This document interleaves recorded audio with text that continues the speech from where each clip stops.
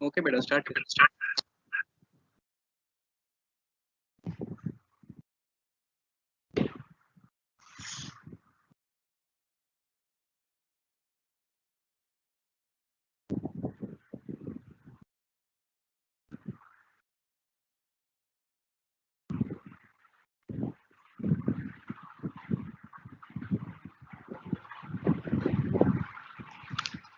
Hello,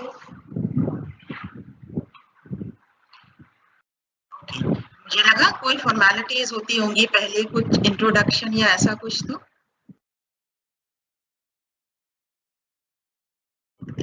no problem, no problem. Okay, ठीक।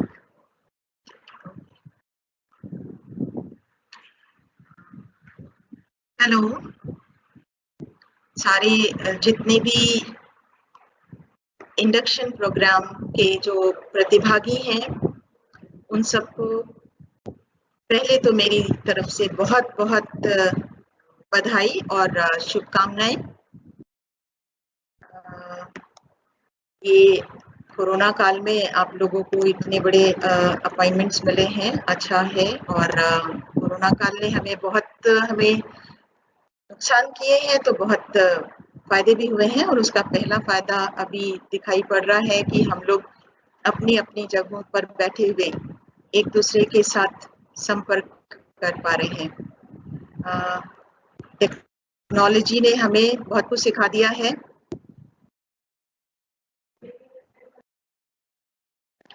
Bad network quality, okay. कौन कौन बंदेगा? अरे राइट हूँ, ऑनलाइन हूँ मैं अभी।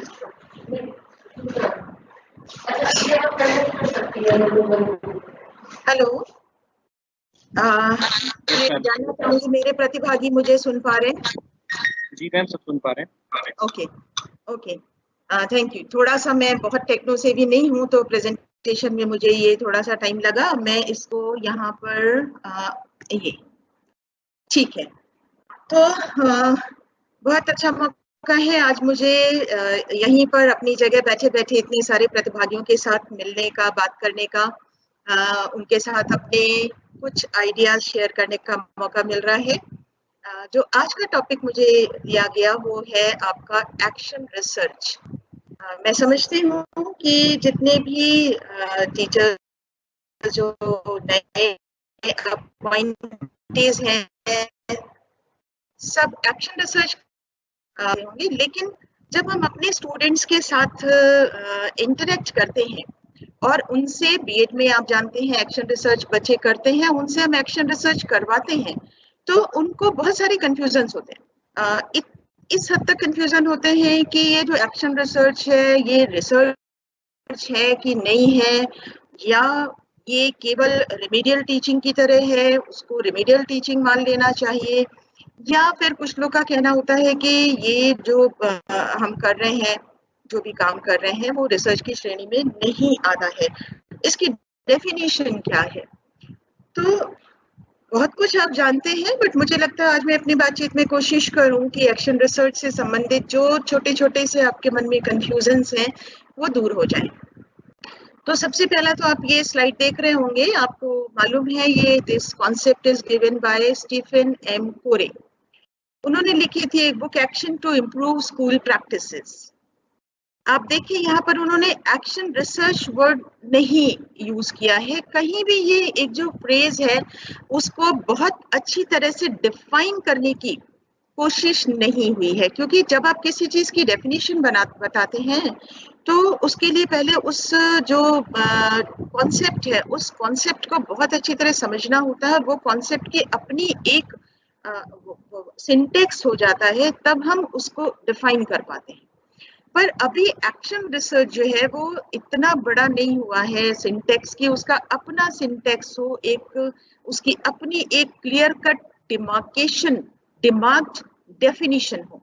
स्टीफन कोरी ने भी उसको जो डिफाइन करने की कोशिश की है वो आप देखें कि the process by which practitioners, है ना, इसके कुछ इंपॉर्टेंट चीजें हैं, ये आप रीड आउट कर चुके होंगे इसको। The process by which practitioners attempt to study their problems scientifically in order to guide, correct and evaluate their decisions and actions is what a number of people called action research. माने एक convention चला आ रहा है, बहुत लोग कहते हैं कि ये एक्शन रिसर्च है, but as such clear cut definition नहीं है। ये एक प्रक्रिया है जिसमें प्रोसेस है जिसमें प्रैक्टिशनर, ये जो प्रैक्टिशनर वर्ड है ये बहुत इंपॉर्टेंट है ना। प्रैक्टिशनर हम किसे कहते हैं? जो किसी भी आर्ट को या किसी स्किल को प्रैक्टिस करता है। जैसे मेडिकल प्रैक्टिशनर्स होते हैं, लॉ प्रैक्टिशनर्स होते हैं, योगा प्रैक्टिशनर्स होते हैं, टीचर्स होते हैं जो अपने सब्जेक्ट की टीचिंग करते रहते हैं, काउंसलर्स होते हैं, इवन म्यूजिशियंस होते हैं जो उनकी स्किल है उसको प्रैक्टिस करते रहते हैं, फार्मर्स होते हैं जो अपनी, मतलब कोई भी प्रैक्टिशनर जो अपने काम को उसके पास एक स्किल है, एक आर्ट है, काम करने की एक कला है और उसको वो प्रैक्टिस करता है, डेली उस कला को करता है, डेली उस स्किल को यूज करता है, वो प्रैक्टिशनर है। जब कभी भी वो प्रैक्टिशनर अटेम्प्ट करता है और ये अटेम्प्ट साइंटिफिक होगा, है ना, साइंटिफिकली किसी भी अपने एक्शन को इवैल्यूएट करने के लिए या जो भी वो काम करने जा रहा है उसके लिए उसने जो डिसीजन लिया है उसको ये देखने के लिए कि उसका ये डिसीजन कितना सही है, कितना गलत है, कहाँ उसे और बेहतर करना है, कैसे परफॉर्म करना है कि उसका जिस काम को लेकर वो प्रैक्टिस कर रहा है वो और बेहतर हो सके। इसको बहुत सारे लोग एक्शन रिसर्च कहते हैं। हाँ, माने ये एक प्रोसेस है, एक प्रक्रिया है जिसमें कोई भी प्रैक्टिशनर अपनी प्रैक्टिस को बेहतर करने के लिए, अपने काम को करने के लिए वो जो तरीके अपनाता है, जिन चीजों को करता है, उनको ये देखने के लिए कि उसका वो तरीका सही है या नहीं सही है, उसको क्या करना चाहिए, उस जो भी डिसीजन वो ले रहा है वो to what extent his decisions are accurate, ये करने के लिए वो जो भी साइंटिफिक प्रोसेस अपनाता है उससे ज्यादातर लोग या बहुत सारे लोग एक्शन रिसर्च कहते हैं। क्या है action research? Action research is systematic inquiry. Systematic inquiry, systematic inquiry is a part of research, है ना, और done by teacher, because we are teacher तो हम एजुकेशनल सेटिंग्स की बात कर रहे हैं, बट एक्शन रिसर्च केवल एजुकेशनल सेटिंग्स तक नहीं है। मैंने अभी बताया कोई भी प्रैक्टिशनर जो अपने फील्ड में अपनी स्किल को प्रैक्टिस कर रहा है वो एक्शन रिसर्च कर सकता है, बट चूंकि हम टीचिंग की बात कर रहे हैं, because we all are teachers, तो यहाँ पर हम एक्शन रिसर्च को एक टीचिंग के रेफरेंस में जानने की कोशिश करेंगे। तो action research is a systematic inquiry done by teachers or other individuals in an educational setting. Other individuals money, it can be done by teachers, it can be done by principals, it can be done by in charges of various activities, various organizations, जो भी है ना। एक कोई librarian है, वो librarian भी अपनी एजुकेशनल सेटिंग में लाइब्रेरी से रिलेटेड कोई चीज वो प्रैक्टिस करता है, उसको इम्प्रूव करने के लिए वो एक्शन रिसर्च कर सकता है। So it can be done by teacher or it can be done by any other individual which is related to, which is working on educational setting to gather information about and subsequently improve the ways their particular educational setting operates, how they teach and how well their students learn, है ना। ये research की जाती है एक particular setting में ये देखने के लिए कि जो तरीके वो अपना रहा है वो ठीक है, सही है और उनको कैसे बेहतर बनाया जा सकता है। इस बारे में जब हम कोई सूचना इकट्ठी करते हैं, इस उद्देश्य से इकट्ठी करते हैं कि जिन परिस्थितियों में हम काम कर रहे हैं उन परिस्थितियों में हम अपने काम को, अपने तरीकों को कैसे बेहतर कर सकते हैं कि हमारे स्टूडेंट्स ज्यादा अच्छी तरह सीख सके, हम अपनी टीचिंग को कैसे बेहतर कर सकते हैं कि हमारे स्टूडेंट ज्यादा अच्छी तरह सीख सकें, तो ये एक्शन रिसर्च होती है। Action research is a research that any of us can do on his her own practice to improve it. ठीक है जी, अभी तक हमने यही जाना है कि अपनी प्रैक्टिस को इम्प्रूव करने के लिए हम में से कोई भी हम जो भी प्रैक्टिस कर रहे हैं, इवन मैंने आज यहाँ पर ऑनलाइन रहकर लेक्चर दिया, इसकी भी मैं प्रैक्टिस कर सकती हूँ, तो मैं इसको भी इम्प्रूव कर सकती हूँ। मैं इसके लिए भी एक एक्शन रिसर्च कर सकती हूँ कि मैंने आज जो तरीका अपनाया, कल मुझे और कहीं भी लेक्चर देना हो, मैं कैसे करूँ कि मैं अपने इस ऑनलाइन लेक्चर को और बेहतर कर सकती हूँ। क्योंकि आप जानते हैं अब हमें ऑनलाइन जो transaction of knowledge and content पर बेस करना पड़ेगा। तो अगर मैं ये कोशिश करती हूँ कि मैं कैसे अपने ऑनलाइन लेक्चर्स को बेहतर कर सकती हूँ, तो ये भी एक एक्शन रिसर्च होगी, ठीक है ना। कोई भी practice, it can be conducted with the assistance or guidance of professional researchers in order to improve strategies, practices and knowledge of the environment within which they practice। माने हम खुद से भी कर सकते हैं, और जैसे मैंने अभी एग्जांपल बताया आपको कि मैं टेक्नोलॉजी में उतनी एक्सपर्ट नहीं हूँ, तो मुझे किसी के असिस्टेंस की जरूरत पड़ सकती है ना। वो जो टेक्नोलॉजी में एक्सपर्ट है, वो जो प्रोफेशनल है, वो मुझे मदद कर सकते हैं कि मैं अपनी स्ट्रैटेजीज को कैसे बेहतर करूं, मैं जिस एनवायरनमेंट में मुझे काम करना है उसको कैसे अच्छी तरह से जानूं। जैसे मैं नहीं समझ पा रही हूँ कि लोग मुझे सुन पा रहे हैं या नहीं सुन पा रहे, लोग मुझे देख पा रहे हैं या नहीं देख पा रहे, मैं सबसे जुड़ गई हूँ या सब मेरे लेक्चर से जुड़ गए हैं या नहीं जुड़ गए हैं। तो इसका मतलब ये मुझे अपने एनवायरनमेंट की अभी उतनी अच्छी जानकारी नहीं हो पा रही है। तो मैं एक्शन रिसर्च कर सकती हूँ कुछ एक्सपर्ट्स के साथ, उनकी मदद लेके, जो टेक्नोलॉजी एक्सपर्ट्स हैं उनकी असिस्टेंस लेके, और धीरे धीरे अपनी इस प्रैक्टिस को, जो स्ट्रैटेजी मैं फॉलो कर रही हूँ उसको इम्प्रूव कर सकती हूँ, अपनी इस प्रैक्टिस को इम्प्रूव कर सकती हूँ, अपनी नॉलेज को, जिस एनवायरनमेंट में, ये एक वर्चुअल एनवायरनमेंट में हम काम कर रहे हैं, है ना, ये प्रैक्टिस हमें एक वर्चुअल एनवायरनमेंट में करनी है, तो उस वर्चुअल एनवायरनमेंट को मैं कैसे जानूं, उसकी नॉलेज मुझे कैसे हो, उसकी भी मैं उसको भी मैं इम्प्रूव कर सकती हूँ। तो ये भी एक्शन रिसर्च होगी। इसका मतलब क्या हुआ कि एक्शन रिसर्च आप इंडिविजुअली भी कर सकते हैं, अकेले, और अगर आप ऐसा कुछ करने की कोशिश कर रहे हैं अपने आप को बेहतर करने की, जहां पर उन स्ट्रैटेजीज के बारे में, प्रैक्टिसेस के बारे में, एनवायरनमेंट के बारे में आपको जानकारी नहीं है, तो आप किसी प्रोफेशनल जो एक्सपर्ट्स है उनकी भी मदद ले सकते हैं। एक्शन रिसर्च दोनों तरीके से हो सकती है। फिर है action research is a process in which participant examine their own educational practice। ये बहुत इंपॉर्टेंट चीज है, जो हम अभी बहुत सारे बच्चे जो हमारे कंफ्यूजन्स होते हैं इसके बारे में, या जो मिथ्स है कि ये तो हम इसमें कुछ एक्शन करते हैं तो ये एक्सपेरिमेंटल रिसर्च क्यों नहीं कह देते, क्योंकि यहाँ पर भी हम एक्सपेरिमेंट कर रहे हैं। तो ये कुछ छोटे छोटे से बड़े इंपॉर्टेंट टर्म है जो इसको बाकी रिसर्चेस से, एक्सपेरिमेंटल रिसर्चेस से, रेमेडियल टीचिंग से अलग करते हैं। तो इन पर बहुत ध्यान देने की जरूरत है।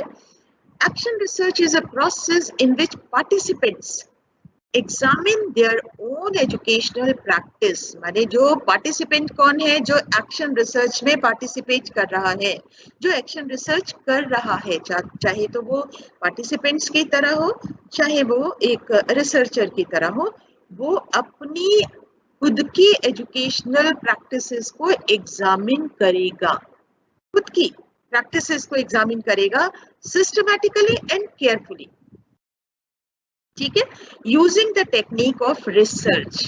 रिसर्च की टेक्निक, जैसे रिसर्च एक साइंटिफिक प्रोसेस है, तो उसी तरह से आप साइंटिफिक तरीके से इंक्वायरी मोड में रिसर्च करते हैं, लेकिन यहाँ पर जो रिसर्च होगी उतनी ही सिस्टमैटिक होगी, उतना ही केयरफुली होगी जैसे कोई भी रिसर्च होती है।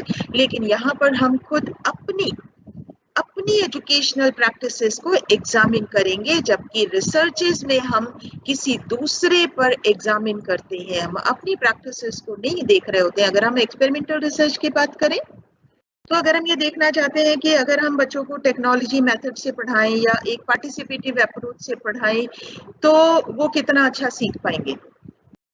तो हम खुद अपने आप को इम्प्रूव नहीं कर रहे होते, हमने एक मॉड्यूल तैयार किया होता है और उसको हम बच्चों के ऊपर करते हैं और हम बता देते हैं कि ये मॉड्यूल बच्चों के लिए या ये जो स्ट्रैटेजी है ये बच्चों के लिए कन्वेंशनल तरीके जो स्ट्रैटेजीज है उनसे बेहतर है या नहीं बेहतर है। हमने खुद में कुछ इम्प्रूवमेंट नहीं किया, हमने अपनी प्रैक्टिसेस को इम्प्रूव नहीं किया, वो एक्सपेरिमेंटल रिसर्च है। एक्सपेरिमेंटल रिसर्च पार्टिसिपेटिव हो ये जरूरी नहीं है, यहाँ पर हम खुद ही पार्टिसिपेंट्स होते हैं, हम अपने ही ऊपर अपने ही मेथड्स पर रिसर्च कर रहे होते हैं ताकि हम उनको इम्प्रूव कर सकें, ठीक है।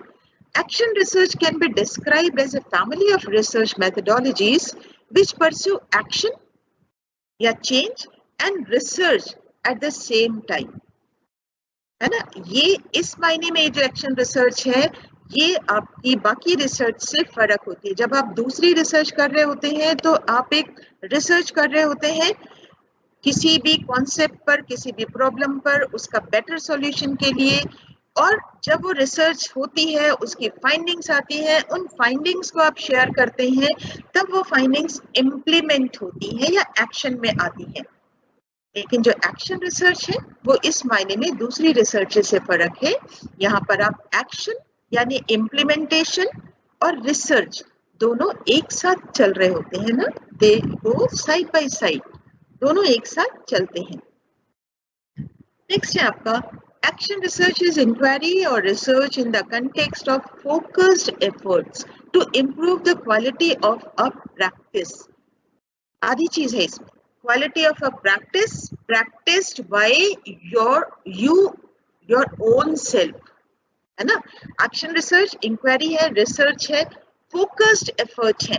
मैं अभी आगे एग्जांपल लूंगी, आपको लग रहा होगा अभी मैं केवल आपको एक्सप्लेन कर रही हूँ, उस कॉन्सेप्ट को समझे और उसके बाद हम देखेंगे कि किस तरह से हम इसको कर सकते हैं, क्या प्रॉब्लम्स हो सकते हैं, बट अभी आप उस कॉन्सेप्ट को समझे केवल।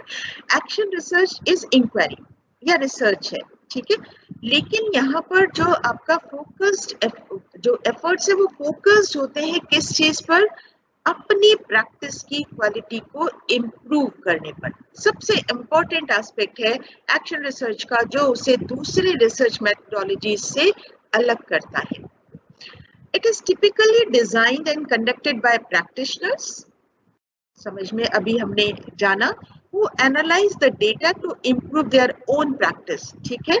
Action research can be done by individuals और बाय टीम ऑफ कोलिग्स। ये एक तरह से अभी तक हमने जितनी भी चीजें पढ़ी उनको सम अप करने की कोशिश की गई है। एक्शन रिसर्च अपनी प्रैक्टिस को इम्प्रूव करने के लिए, अपनी प्रैक्टिस की क्वालिटी को इम्प्रूव करने के लिए की जाती है, तो this is basically qualitative in nature, ठीक है।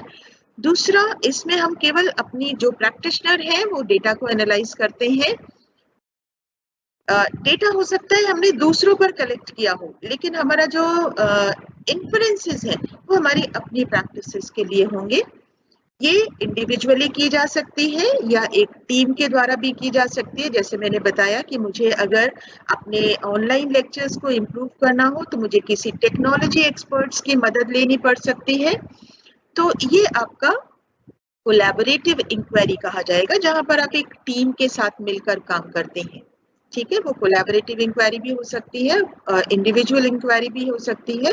And action research has the potential to generate genuine and sustained improvements in school। जो बेसिक पर्पस है एक्शन रिसर्च आपको क्यों पढ़ाया जा रहा है, क्यों बताया जा रहा है, क्योंकि एक्शन रिसर्च के बारे में जानकर जब आप स्कूल जाएंगे, अपने कॉलेजेस में जाएंगे या अपने टीचर्स को पढ़ाएंगे, जो आपके फ्यूचर टीचर्स है, जब उनको पढ़ाएंगे और वो अपने स्कूल्स में जाएंगे तो वो वहां पर अपने स्कूल के एनवायरनमेंट को जेन्युइनली इम्प्रूव कर पाएंगे। एक ऐसा इम्प्रूवमेंट जिसको आप लंबे समय तक लागू कर सकते हैं, जो सस्टेन्ड हो, है ना, बहुत टेम्परेरी नहीं। क्यों? क्योंकि आपने खुद एक्शन करके उसको पाया है कि वो एक पॉजिटिव चेंज ला सकता है, इम्प्रूवमेंट ला सकता है, तो आप उसे एक लंबे समय तक उस चेंज को फॉलो कर सकते हैं। एक्शन रिसर्च व्हेन, कब करनी होती है ना। एक्शन रिसर्च हम कब करेंगे, ठीक है, हमें समझ में आया कि एक्शन रिसर्च होती है, लेकिन ये कब हो सकती है, कब कर सकते हैं। पहला है to solve an educational problem. हमारी कोई एजुकेशनल प्रॉब्लम हो उसको सॉल्व करने के लिए बहुत तरह के एजुकेशनल प्रॉब्लम्स टीचर्स के सामने होती हैं। हम ये जानने की कोशिश करते हैं कि जो प्रॉब्लम्स हैं, जो हमारा मान लीजिए बहुत तरह की प्रॉब्लम्स हो सकते हैं। स्टूडेंट्स मैं पढ़ाती हूँ तो बहुत इनअटेंटिव होते हैं, या क्लास में उनकी पुअर अटेंडेंस होती है, या लाइब्रेरी पीरियड जब बनाया जाता है तो सारे बच्चे लाइब्रेरी में नहीं जाते हैं, वो लाइब्रेरी में बैठकर पढ़ना नहीं चाहते हैं, या असेंबली में नहीं आते हैं, या इस तरह की एक जनरल कुछ प्रॉब्लम्स हो सकती हैं। हो सकता है इस तरह की भी प्रॉब्लम हो कि बच्चे मुझसे डरते हैं, मुझसे अपनी प्रॉब्लम शेयर नहीं कर सकते हैं, मेरे से उतने ओपन नहीं है। इस तरह की कोई भी बच्चों की एजुकेशनल प्रॉब्लम हो सकती है। कोई बच्चे इंटेलिजेंट हैं, सारे सब्जेक्ट्स में उनकी परफॉर्मेंस बहुत अच्छी है, लेकिन मैथमेटिक्स में वो उतना बेहतर नहीं कर पा रहे हैं, या मैथमेटिक्स में थ्योरेटिकल नॉलेज है लेकिन प्रैक्टिकल इम्प्लीकेशन उतना नहीं कर पा रहे हैं। बहुत तरह की एजुकेशनल प्रॉब्लम्स आप हो सकती हैं जिन पर आप एक्शन रिसर्च कर सकते हैं। फिर है to help educators reflect on their own practices, है ना, ओन प्रैक्टिसेस। जैसे मैंने सोचा कि मैं इस बार जो सिलेबस है वो यूनिट, अगर मैं पढ़ाते पढ़ाते मुझे लगता है कि वो जो यूनिट है उसमें पहली यूनिट, दूसरी यूनिट, तीसरी यूनिट पढ़ाने से बच्चों को उतना बेहतर नहीं समझ में आता। मुझे लगता है कि चौथी यूनिट बहुत इंपॉर्टेंट है, वो बेसिक आइडियाज देती है। अगर मैं चौथी यूनिट पहले ले लूं तो उससे बच्चों के बहुत सारे कॉन्सेप्ट क्लियर हो और उसके बाद उन्हें पहली, दूसरी, तीसरी को समझने में आसानी होगी। कई बार होता है सिलेबस बहुत सकता है कि हम जो बात का पार्ट है उसको हम पहले ले लें तो वो बच्चों को अंडरस्टैंडिंग। और मैं नए बैच के साथ यही शुरुआत करती हूँ कि मैं पहली, दूसरी, तीसरी यूनिट बाद में लेती हूँ और चौथी यूनिट को पहले लेके पहले उन्हें ओरिएंट करती हूँ और फिर मैं उनके साथ बात।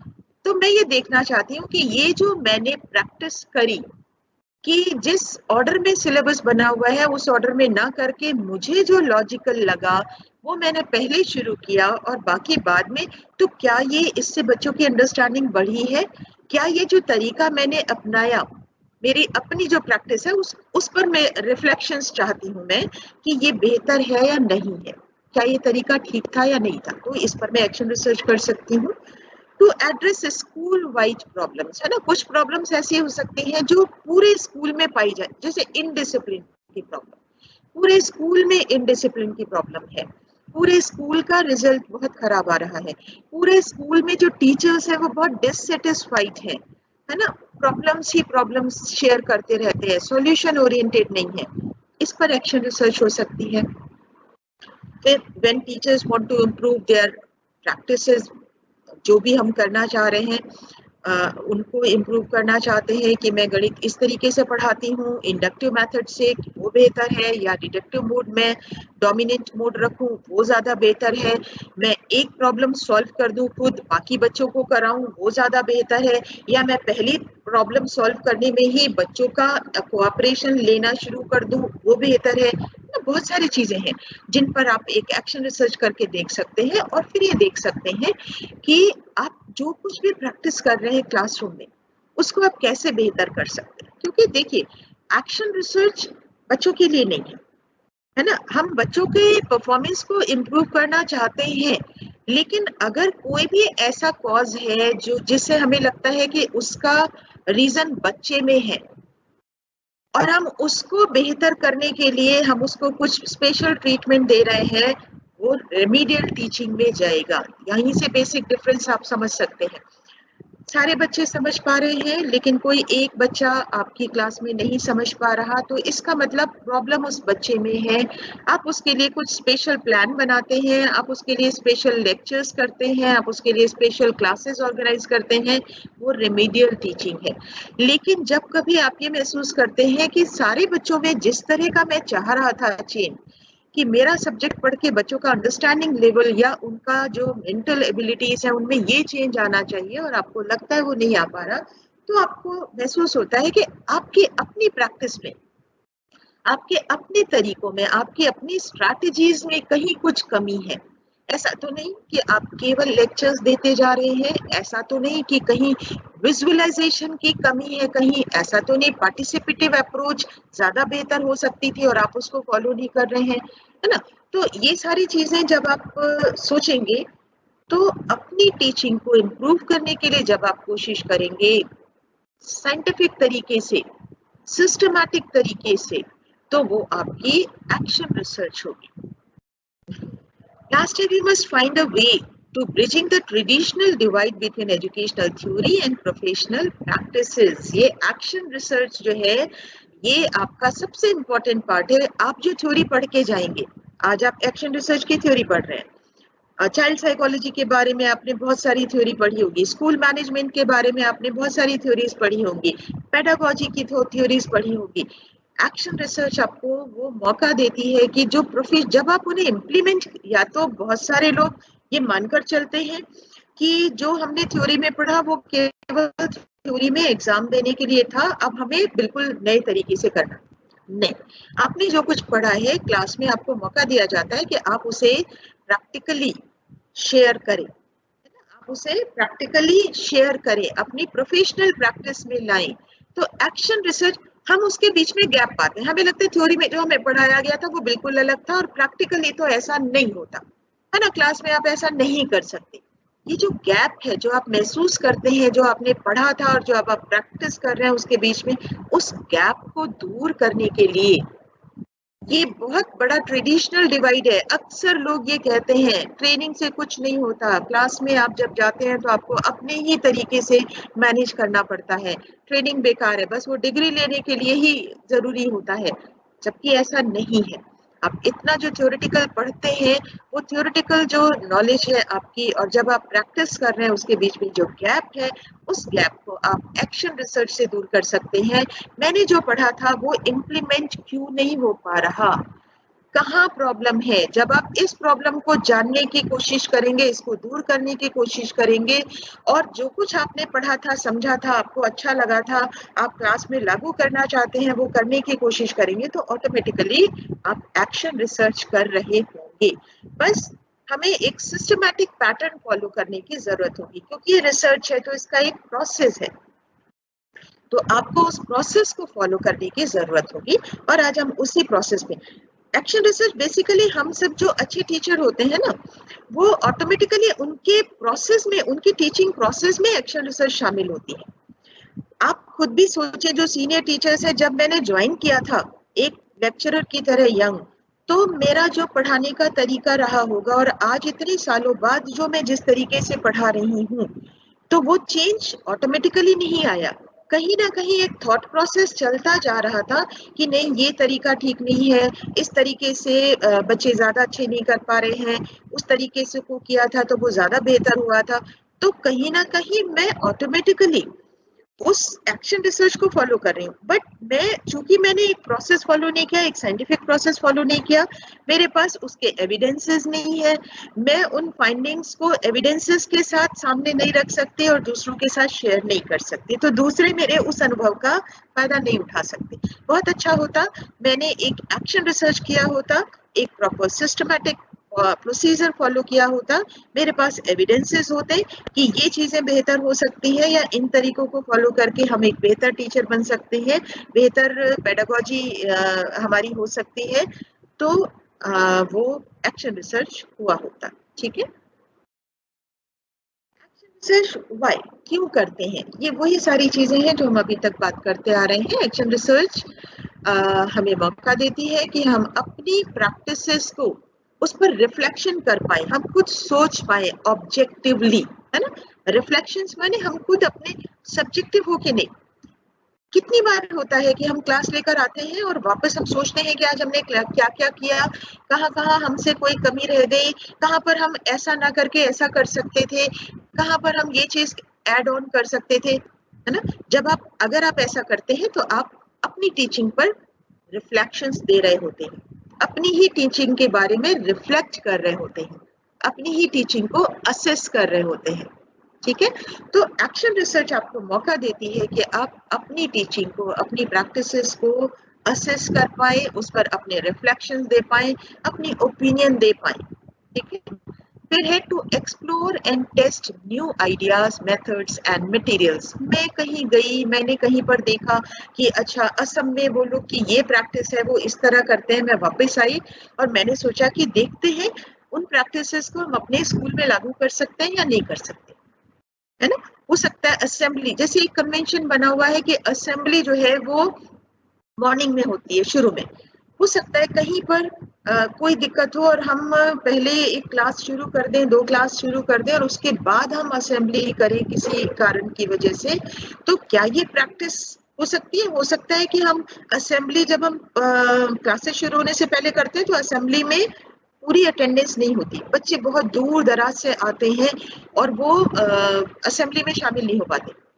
तो बहुत इंपॉर्टेंट चीजें, हम कुछ मैसेजेस भी, नोटिसेस भी असेंबली में शेयर करते हैं, तो हो सकता है हम 2 पीरियड क्लास के बाद असेंबली ऑर्गेनाइज करें।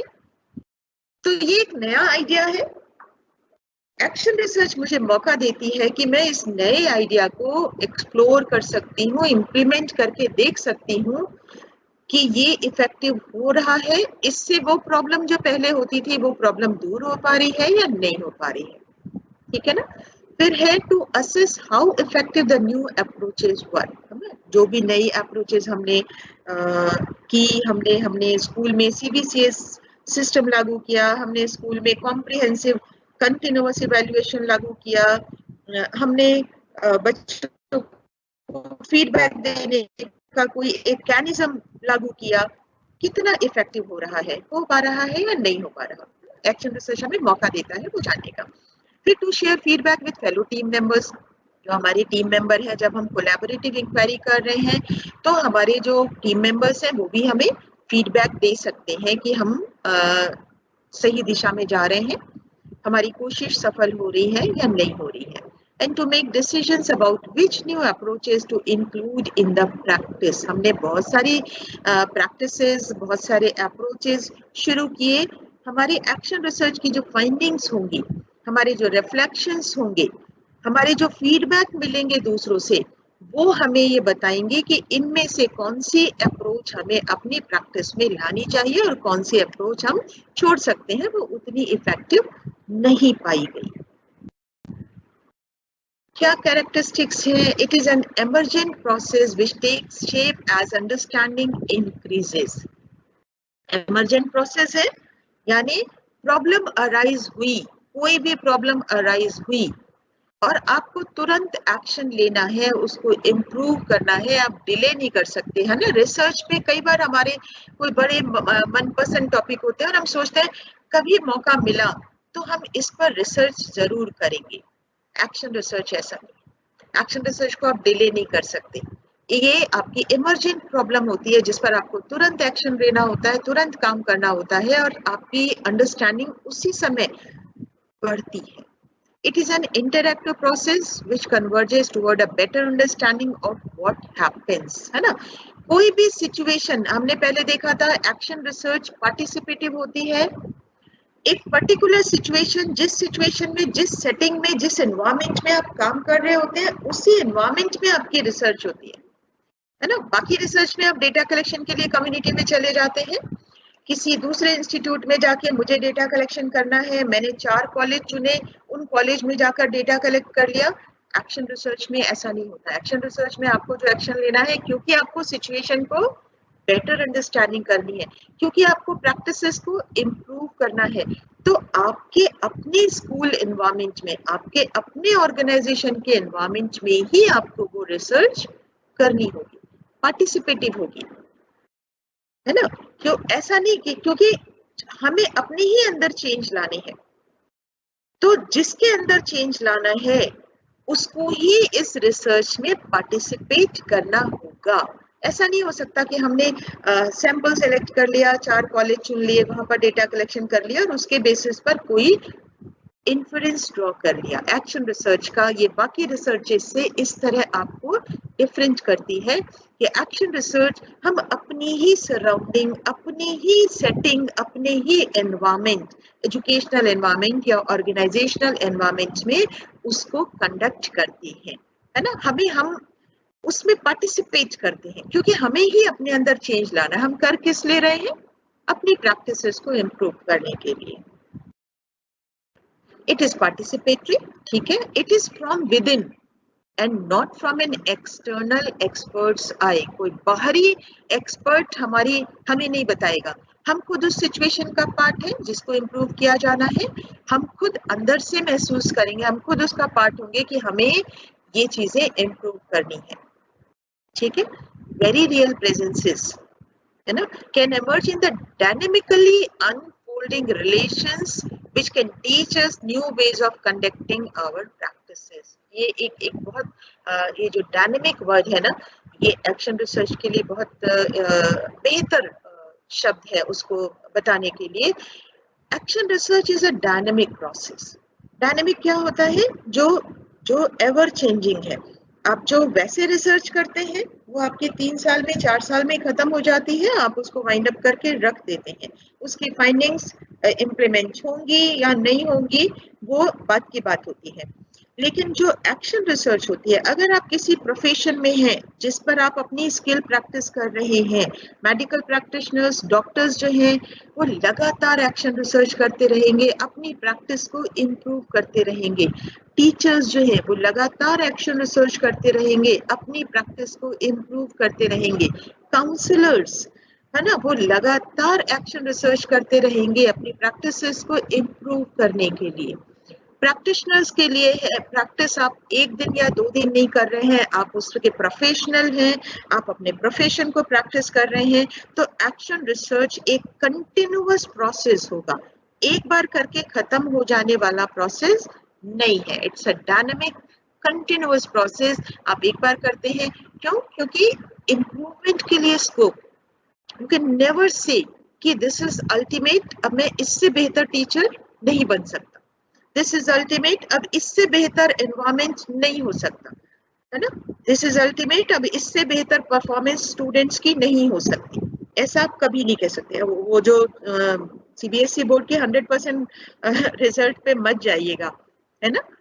Human mind, human behaviour, human performance, cognition, skills, कितना पोटेंशियल है आपको नहीं पता। अभी भी जितना आप अनफोल्ड करते हैं वो बहुत थोड़ा सा है, तो उसको आप कभी नहीं कह सकते कि दिस इज अल्टीमेट, इससे बेहतर नहीं हो सकता, है ना। हमेशा स्कोप होता है कि आप जो कर पा रहे हैं उससे बेहतर है। इसीलिए बड़ा क्रिटिसिज्म हुआ कि ये जो बोर्ड में 100% मार्क्स, इसका मतलब perfect, no scope for improvement, वो तो परफेक्ट हो गया, इसीलिए उसका क्रिटिसिज्म इतना ज्यादा उठा था, वो नहीं होना चाहिए। तो यहाँ पर भी हम कभी भी ये नहीं कह सकते कि हमने जो सीख लिया वो अब परफेक्ट हो गए हम, नहीं। परफेक्शन के लिए, इम्प्रूवमेंट के लिए हमेशा स्कोप होता है, इसलिए action research is a dynamic process. Unfolding, continuous unfolding होती रहती है, जो हमें बताती है कि हम अपनी प्रैक्टिसेस को और किस तरह से बेहतर कर सकते हैं। It is difficult to grasp the issue of a group or community by an outsider who has limited interaction with the group, है ना। क्यों इंटरनल व्यक्ति के द्वारा होती है, क्यों हमें एक्सटर्नल एक्सपर्ट्स आई की जरूरत नहीं होती? क्योंकि हम सब समझते हैं कि जिस ग्रुप का हम पार्ट है, जिस सेटिंग में हम काम कर रहे हैं, अब होता है ना कई बार आप अपनी प्रॉब्लम किसी से शेयर करते हैं कि यार ये दिक्कत है, ऐसा ऐसा, तो दूसरा बड़े आराम से सलाह देता है, अरे ऐसा कर लो ना, तुमको ये कह देना चाहिए था, तुमको ऐसा कर लेना चाहिए था। आप कहते हो अरे भाई तुम नहीं समझते, हम ऐसा नहीं कर सकते। सही है, वो नहीं समझते, आप उस सिचुएशन का पार्ट है। जितनी बेहतर तरीके से अपनी वर्किंग कंडीशंस को आप समझ सकते हैं, जितनी बेहतर तरीके से अपने एनवायरमेंट को आप समझ सकते हैं, कोई आउटसाइडर नहीं समझ सकता। इसलिए ये रिसर्च आपको ही करनी होती है। की कैरेक्टरिस्टिक्स क्या हुई? अब प्रैक्टिकल फोकस, थ्योरेटिकल नहीं है, प्रैक्टिकल अप्रोच है ना। जो की कैरेक्टरिस्टिक्स अब तक हमने जितनी भी समझी वो ये है कि एक्शन रिसर्च में प्रैक्टिकल फोकस होता है, थ्योरेटिकल नहीं है। फिर एजुकेटर रिसर्चर्स ओन प्रैक्टिसेस, जो रिसर्चर है वो अपनी ही प्रैक्टिसेस को, या जो एजुकेटर है वो अपनी ही प्रैक्टिसेस पर रिसर्च करता है। फिर कोलैबोरेट कर सकते हैं, मैं इंडिविजुअली करूं अपने ऊपर रिसर्च, जरूरी नहीं है, मैं इम्प्रूव करने के लिए अपने स्टूडेंट्स को पार्ट बना सकती हूँ, उनसे फीडबैक ले सकती हूँ, मैं पेरेंट्स को पार्ट बना सकती हूँ, उनसे फीडबैक ले सकती हूँ, मैं टेक्नोलॉजी एक्सपर्ट्स की मदद ले सकती हूँ, मैं बहुत सारे लोगों के साथ कोलैबोरेट कर सकती हूँ जो भी स्टेक होल्डर्स हैं। फिर ये डायनामिक प्रोसेस है, एवर चेंजिंग है, कंटिन्यूअस प्रोसेस है, वन टाइम प्रोसेस नहीं है। अ प्लान ऑफ एक्शन, इसमें एक प्लान ऑफ एक्शन होता है ना, एक सिस्टमैटिक प्लान बनाया जाता है। जो एक्शन आप लेंगे वो रैंडम एक्शन नहीं होते, whimsical एक्शन नहीं होते कि आज मेरा मन आया मैं ऐसे करके देखूं, नहीं, एक प्लान ऑफ एक्शन आपको पहले से बनाना होता है और उसके बाद उसको वैसे ही एज सच आपको इम्प्लीमेंट करना होता है, फॉलो करना होता है। फिर आता है आपका शेयरिंग रिसर्च। रिसर्च करने के बाद जो फाइंडिंग्स है वो आपको शेयर करनी होती है। शेयर करेंगे तो आपके जो एक्सपीरियंसेस हैं उनसे दूसरे लोग फायदा उठाएंगे, या जो दूसरों ने रिसर्च किया हुआ है आप उसको अपने ऊपर, लेकिन आप शेयर कर रहे हैं एज इट इज, इम्प्लीमेंट नहीं करेंगे उन फाइंडिंग्स को।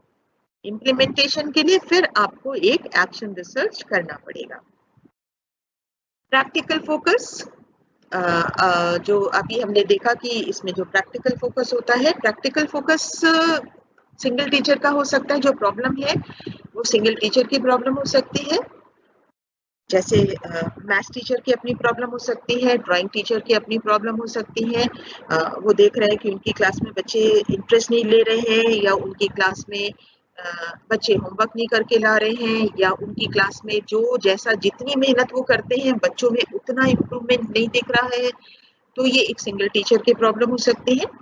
कुछ स्कूल्स की प्रॉब्लम हो सकती है, स्कूल का टोटल जो रिजल्ट है वो बहुत पुअर है, स्कूल की टोटल जो इमेज सोसाइटी में बनी हुई है वो बहुत खराब है, स्कूल का डिसिप्लिन बहुत पुअर है, स्कूल में जो आसपास के नेबरहुड के जो कम्युनिटी है वो दूसरे बहुत दूर जाकर अपने बच्चों को एडमिशन कराती है, लेकिन उस स्कूल में बच्चे एडमिशन के लिए नहीं आ रहे हैं।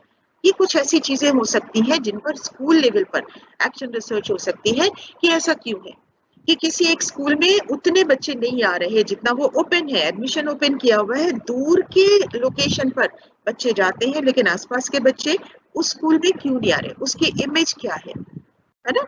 स्कूल की इमेज बनी होती है, वहाँ के टीचर्स कैसे हैं, वहाँ के डिसिप्लिन कैसा, वहाँ पढ़ाई कैसी होती है, वहाँ रिजल्ट कैसा आता है, वहाँ प्लेसमेंट कैसा होता है, बहुत सारी चीजें हैं। तो ये एक प्रॉब्लम हो सकती है कि क्यों ऐसा होता है, क्यों पुअर रिजल्ट है, टीचर्स डिसइंटरेस्टेड है, वो उतने मन से नहीं पढ़ा रहे हैं, क्यों नहीं पढ़ा रहे हैं, उनकी अपनी जो जॉब डिससेटिस्फेक्शन है वो क्यों है, उसके क्या रीजंस है।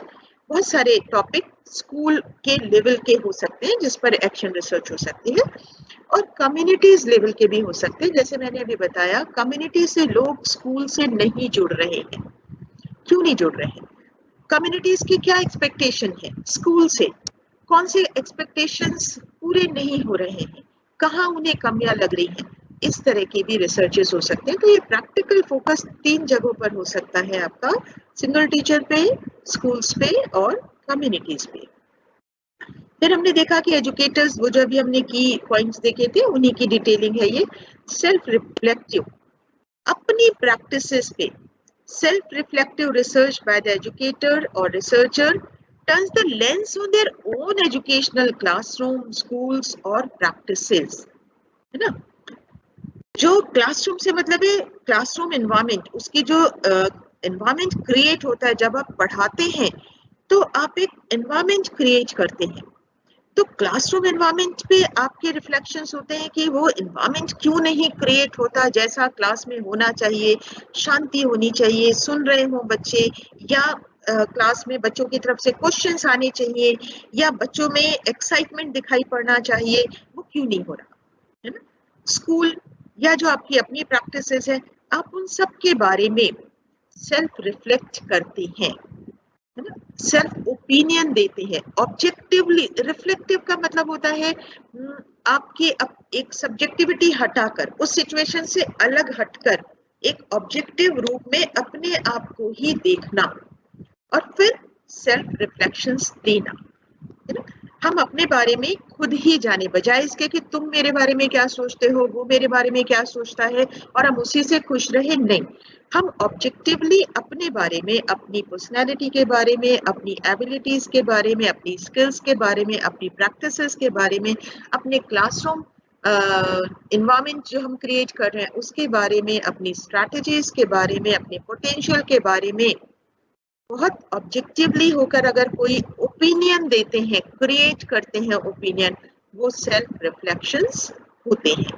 ठीक है।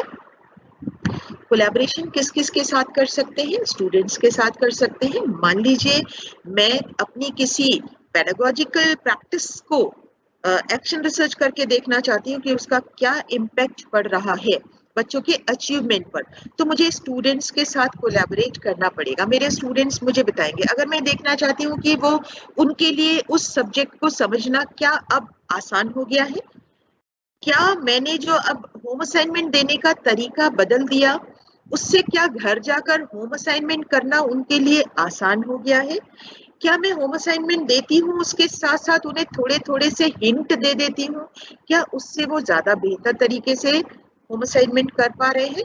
तो मुझे जाहिर सी बात है, मुझे अपने स्टूडेंट्स को पार्टिसिपेंट बनाना पड़ेगा अपनी इस रिसर्च में। ठीक है ना। फिर मान लीजिए मैं ये देखना चाहती हूँ कि मेरी क्लास में कितने बच्चे क्वेश्चन करते हैं या कितने बच्चे आंसर देते हैं, और मैं चाहती हूँ ज्यादा से ज्यादा बच्चे आंसर करें, और मैं ये तरीका निकालती हूँ कि मैं उनको रीइंफोर्समेंट दूंगी, बहुत अप्रिशिएट करूंगी ताकि बच्चे ज्यादा मोटिवेटेड हो। तो इसमें मुझे स्टूडेंट्स को पार्टिसिपेट करने की जरूरत नहीं है। हो सकता है मैं इसमें एक किसी अपने फेलो टीचर को मदद के लिए बिठा दूं कि वो देखे, क्लास में एक फ्रीक्वेंसी लगाए कि जब मैंने शुरू किया था तो कितने बच्चे खड़े होकर प्रश्न पूछने में उत्सुक रहते थे, कितने बच्चे उत्तर देने के लिए उत्सुक रहते थे, और जब मैंने अपने रीइंफोर्समेंट का तरीका बदला तो अब कितने ज्यादा बच्चे इस चीज को करते हैं, मतलब कितने ज्यादा बच्चे उत्तर देने के लिए उत्सुक हो पा रहे हैं, या कितने ज्यादा बच्चे प्रश्न पूछने के लिए निश्चिंत होकर प्रश्न पूछ पा रहे हैं। तो कोई एक पीछे बैठकर आपका जो साथी है वो एक फ्रीक्वेंसी नोट करता जाएगा। स्टूडेंट्स को बताने की भी जरूरत नहीं है कि आपने ऐसा कुछ चेंज किया। तो आप यहाँ पर स्टूडेंट्स के साथ कोलैबोरेट नहीं कर रहे हैं, आप टीचर के साथ या टीचर्स के साथ, अपने कोलीग के साथ कोलैबोरेट कर रहे हैं। कई बार आप पेरेंट्स के साथ कोलैबोरेट करते हैं, है ना। पेरेंट्स को मान लीजिए आपने कोई एक होम असाइनमेंट दिया और बच्चा नहीं करके लाता, और उसके पीछे घर में क्या चीजें हैं आपको मैंने बताया ना, आप जिस एनवायरनमेंट में काम करते हैं उसको समझना बहुत जरूरी है। तो अपने स्टूडेंट्स को समझना, every students come from very different, very diverse cultural, social, economic background. तो स्टूडेंट्स को समझने का मतलब है केवल उसके कॉग्निटिव एस्पेक्ट को, उसके साइकोलॉजिकल एस्पेक्ट्स को समझना ही नहीं, बल्कि उसके इकोनॉमिक, उसके कल्चरल, उसके फाइनेंशियल बैकग्राउंड को, उसके फैमिली बैकग्राउंड को समझना भी बहुत जरूरी होता है। बहुत सारा स्टूडेंट का परफॉर्मेंस अपने उसके उस जो बैकग्राउंड है उससे अफेक्टेड होता है ना।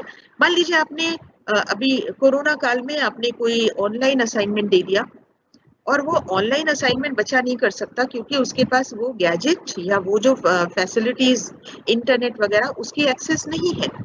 तो आप जो भी रिसर्च कर रहे हैं आपको पेरेंट्स को इंक्लूड करना पड़ेगा, क्योंकि घर में वो सुविधा पेरेंट्स ही बच्चे को उपलब्ध कराने वाले हैं। तो कई बार आपको पेरेंट्स के साथ कोलैबोरेट करना होता है, कई प्रॉब्लम्स ऐसे हो सकते हैं जिसमें आपको स्टाफ के साथ कोलैबोरेट करना पड़ता है, या जो एडमिनिस्ट्रेटर्स हैं, जो प्रिंसिपल्स हैं उनके साथ, या जो कम्युनिटी के स्टेक होल्डर्स हैं, ये सबके साथ एक साथ जरूरी नहीं है। इनमें से किसी एक के साथ, depending on the nature and type of the problem which we have selected for your action research, you have to collaborate with each, either you can collaborate with each of them or any one of them. ठीक है।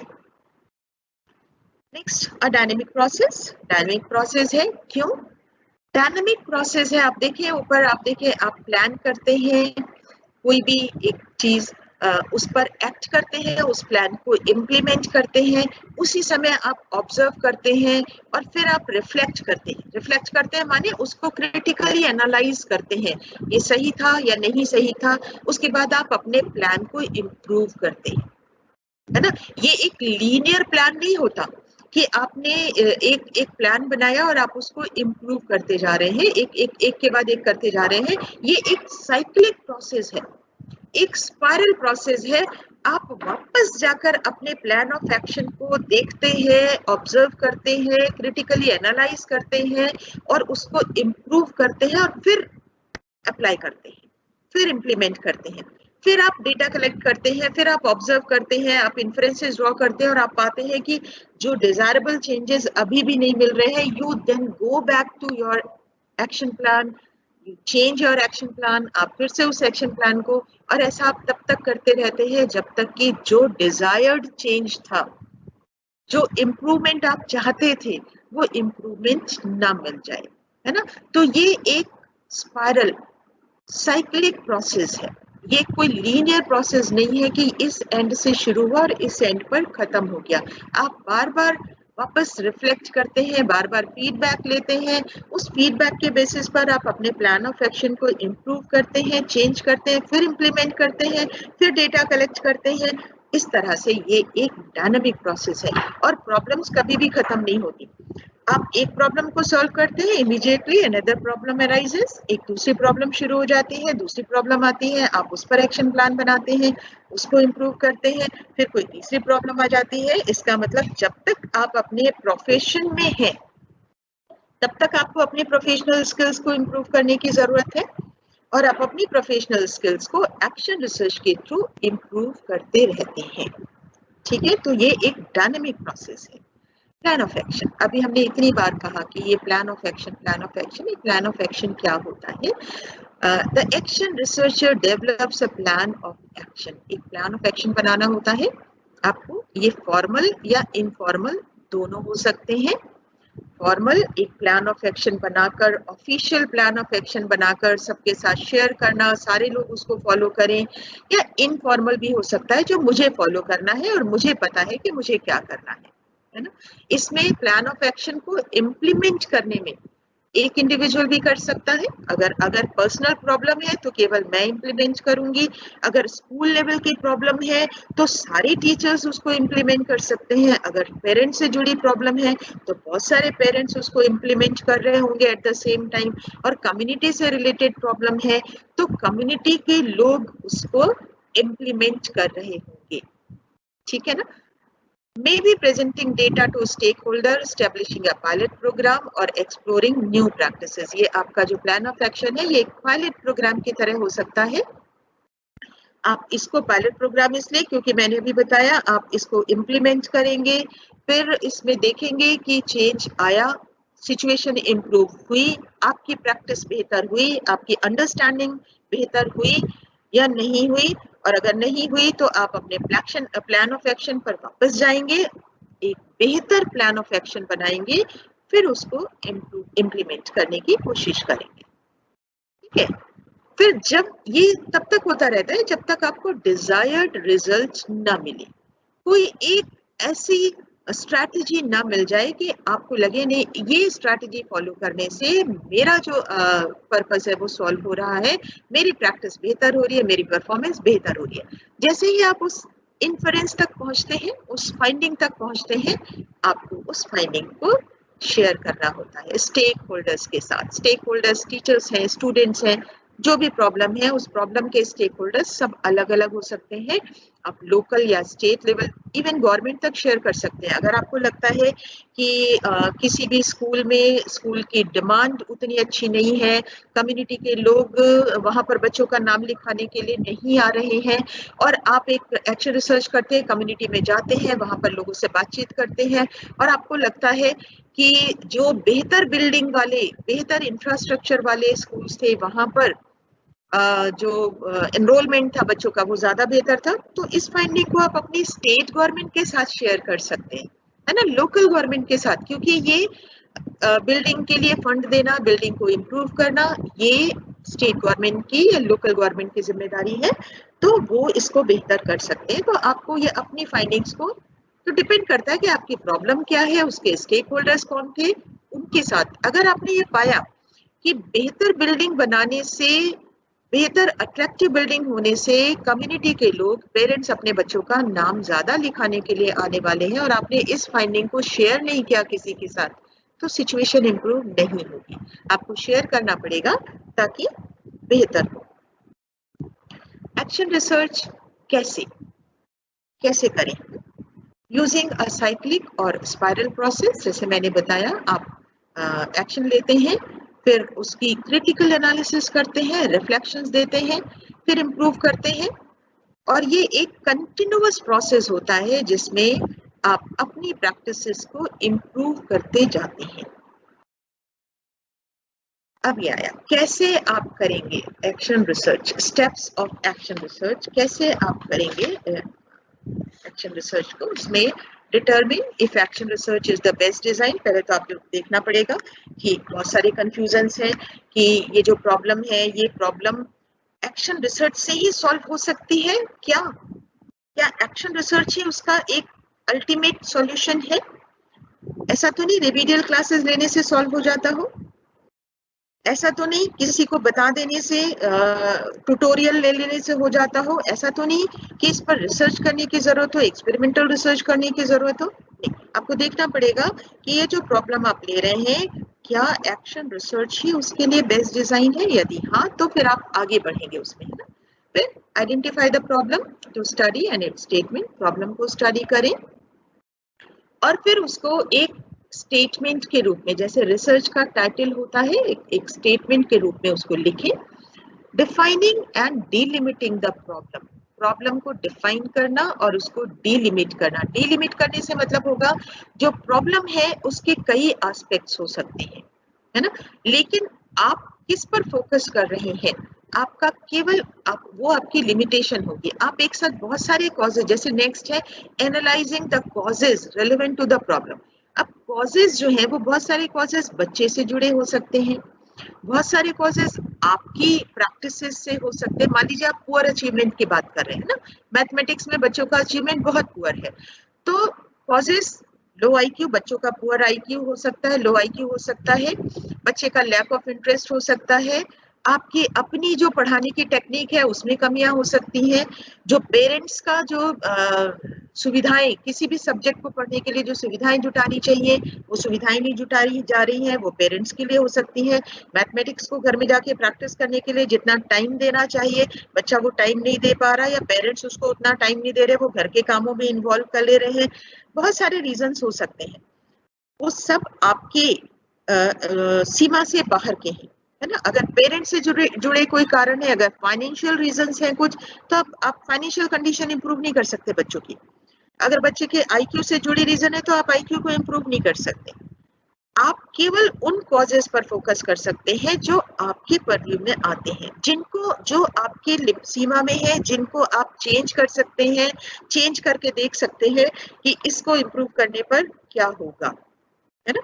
तो यहाँ पर आपको अपनी जो problem है उसको कंट्रोल करना होता है कि आपका फोकस केवल इन कॉजेस पर होगा, इन चीजों पर होगा, ठीक।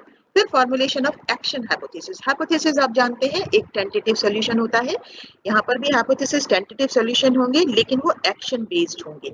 यदि मैं ऐसा करूं, यदि मैं आपको लगता है आप तारीफ करने में, बच्चे की प्रशंसा करने में कंजूसी कर जाते हैं, बच्चे उतने एक्साइटेड नहीं होते आपकी क्लास में जवाब देने के लिए, उत्तर देने के लिए, जबकि वो जानते हैं।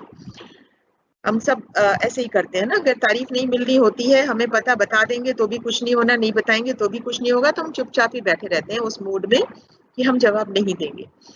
तो अगर आपको लगता है कि बच्चों का पार्टिसिपेशन बढ़ाएं और आपने रिफ्लेक्ट किया, आपको लगा कि नहीं आपका जो रीइंफोर्समेंट का तरीका है वो ठीक नहीं है, तो अब आप रीइंफोर्समेंट के लिए एक्शन हाइपोथेसिस बनाएंगे। मैं हर बार बच्चे को मुस्कुरा कर शाबाश, बहुत अच्छा, ऐसा कहकर उसकी तारीफ करूंगा और फिर उसे बैठने के लिए कहूंगा।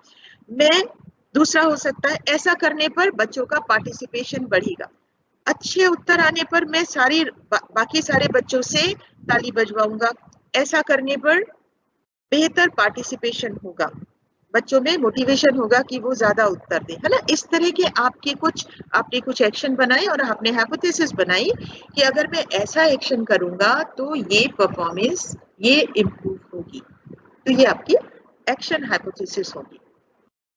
फिर नेक्स्ट स्टेप होता है आपका developing suitable design, a plan for action hypothesis. Suitable design बनाना है आपको, प्लान ऑफ एक्शन बनाना है। ये जो मैंने अभी बताई हाइपोथेसिस कि अगर मैं ऐसा करूंगी, लेकिन इसका प्लान ऑफ एक्शन होगा। क्लास 6 में अगर आप करेंगे तो क्या होगा, क्लास 7 में करेंगे तो क्या होगा, हर बार करेंगे या एक एक दो दो के बाद करेंगे ना। इतना मैकेनिकल नहीं होना चाहिए कि आपने कहा मैं शाबाश बोलूंगा और बच्चे ने खड़े होकर जितनी बार भी जवाब दिया आपने कहा शाबाश शाबाश शाबाश, तो थोड़े दिन बाद क्या होगा, बच्चे आपका नाम ही शाबाश रखे, है ना।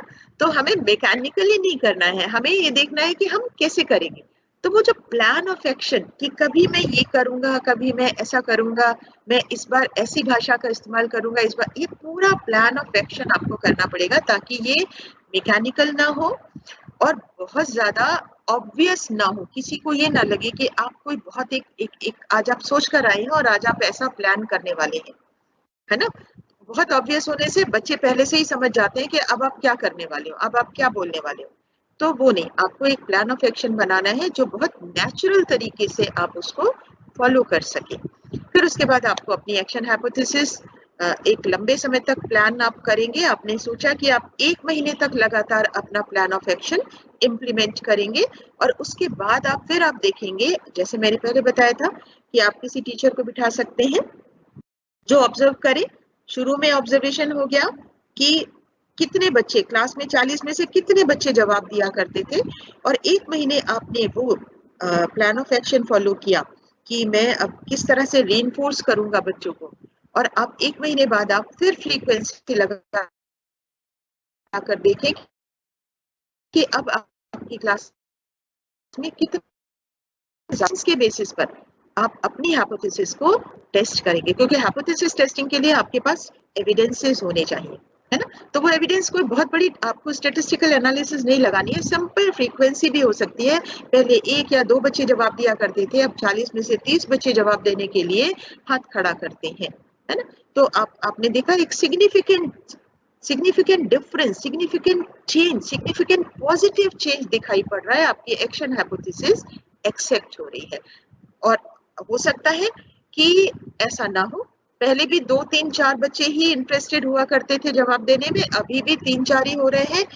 तो आपको फिर रिफ्लेक्ट, ये लिखा ना, implement the plan and reflect, आपको रिफ्लेक्ट करना पड़ेगा, आपको सोचना पड़ेगा कि ये जो मेरा प्लान ऑफ एक्शन था वो बहुत इफेक्टिव नहीं है, अभी उसमें मुझे फिर से चेंज करना है। आपको एक नया प्लान ऑफ एक्शन बनाना पड़ेगा, फिर उसको इम्प्लीमेंट करना पड़ेगा, फिर उसको रिफ्लेक्ट करना पड़ेगा, जब तक कि आपकी एक्शन हाइपोथेसिस प्रूव ना हो जाए, है ना, पॉजिटिवली प्रूव ना हो जाए। क्राइटेरिया ऑफ इवैल्यूएशन, यही 2 चीजें हैं। Did the action research actually lead to change और did a solution to a problem make the difference, है ना। क्या वाकई आप जो चाह रहे थे सॉल्यूशन, जो बेहतर अंडरस्टैंडिंग चाह रहे थे, जो इम्प्रूव्ड एनवायरनमेंट चाह रहे थे, जो अपनी प्रैक्टिस में चेंज चाह रहे थे, एक पॉजिटिव चेंज चाह रहे थे, क्या वाकई ऐसा हुआ है या नहीं हुआ है, वो आपकी एक्शन हाइपोथेसिस से पता चल जाएगा। अगर एक्शन हाइपोथेसिस नहीं अप्रूव हो रही है तो आपको रीप्लान करना पड़ेगा।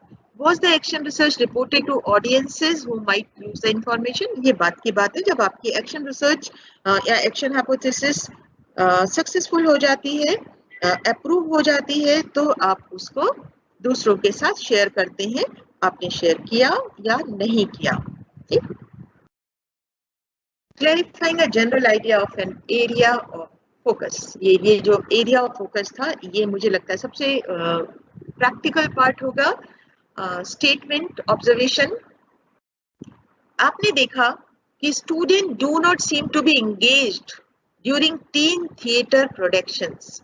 एक स्कूल में थिएटर प्रोडक्शन होता है, टीन थिएटर प्रोडक्शन, बच्चों के साथ एक्टिविटीज की जाती है, थिएटर प्रोड्यूस करवाए जा रहे हैं, और आपने देखा कि बच्चे उसमें एंगेज नहीं होते हैं। ये आपकी एक प्रॉब्लम हो सकती है, ठीक है। तो आपका क्वेश्चन क्या बनेगा, how can I improve their engagement.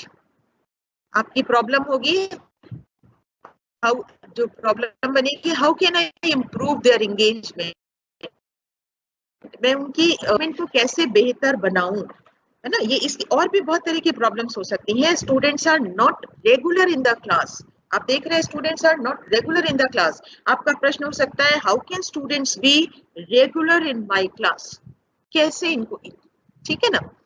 फिर दूसरा स्टेटमेंट उन्होंने दिया हुआ है कि आपका ऑब्जर्वेशन है, student take a lot of time to learn problem solving in mathematics में बच्चे प्रॉब्लम सॉल्विंग में बहुत ज्यादा टाइम लेते हैं। जब आप उन्हें कोई भी प्रॉब्लम, कोई सम सॉल्व करने के लिए देते हैं तो वो बहुत ज्यादा टाइम ले रहे हैं, और जब वो उसे सॉल्व भी कर लेते हैं तो वो उसको अपनी जो मैथमेटिकल स्किल्स एंड नॉलेज है उसमें ट्रांसफर नहीं कर पाते। उस पर्टिकुलर प्रॉब्लम को सॉल्व करने में जो उन्होंने प्रोसेस किया उसको वो अपनी जो एक जनरल स्किल्स हैं, मैथमेटिकल स्किल्स, उसमें ट्रांसफर नहीं कर पाते। ये आपने महसूस किया। तो आपका प्रश्न क्या बनेगा, how can I improve the integration and transfer of problem solving skills in mathematics. तो ये आप देखिए दोनों प्रॉब्लम्स जो ऐसी हैं इसमें आपको अपनी टीचिंग स्किल्स पर, अपनी स्ट्रैटेजीज पर, पहले वाले में आपकी स्ट्रैटेजीज होंगी कि आपको एनवायरनमेंट में क्या कुछ बेहतर करना है कि बच्चों का एंगेजमेंट, थिएटर प्रोडक्शन में एंगेजमेंट इंप्रूव किया जा सके, ठीक है ना। दूसरे वाले में भी आपको अपनी ही मैथमेटिक्स की जो टीचिंग है, जो पेडागोजी है, अपनी जो स्ट्रैटेजीज हैं जो मैथमेटिक्स में, वो उसको आपको रिफ्लेक्ट करना पड़ेगा कि उसमें कहाँ बेहतरी की जा सकती है, कैसे किया जा सकता है बेहतर, ठीक है। फिर तीसरा एक एग्जांपल और दिया है, parents are unhappy with regular parent teacher conferences. जो पेरेंट टीचर मीटिंग्स होती हैं या पेरेंट टीचर कॉन्फ्रेंसेस होते हैं, पेरेंट्स अनहैप्पी हैं, उनकी शिकायतें रहती हैं, ठीक है। तो आपका प्रश्न होगा how can I improve the conferencing process using student led conferences. या जो सिंपल एक पेरेंट टीचर मीटिंग होती है और आप देखते हैं कि बहुत सारे पेरेंट्स नहीं आते, है ना, केवल 10, 20, 50% पेरेंट्स ही उन मीटिंग में पार्टिसिपेट करते हैं। तो आपका अपने आप ये प्रश्न हो सकता है कि how can I improve the participation of parents in parent teacher meeting, ठीक है। तो ये आपकी एक एक्शन रिसर्च की प्रॉब्लम हो सकती है। आप फिर इसमें आपका कोलैबोरेशन पेरेंट्स के साथ होगा, आप जो पार्टिसिपेटिव अप्रोच होगी, पेरेंट्स को पार्टिसिपेट करना पड़ेगा आपकी रिसर्च में, उन्हें बताना पड़ेगा कि वो क्या चाहते हैं, कैसे बेहतर हो सकता है। आपने पहले पाया था कि जो पेरेंट्स का पार्टिसिपेशन था वो केवल 50% था।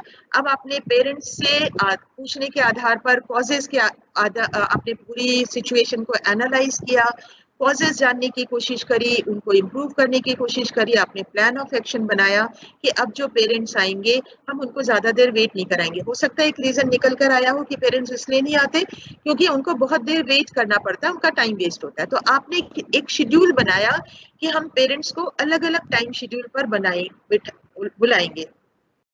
आपने ये भी बनाया कि कोई पेरेंट्स किसी काम में लगे हैं और वो उस पर्टिकुलर टाइम में नहीं आ सकते, तो आपने टाइम टेबल में फ्लेक्सिबिलिटी बढ़ा दी।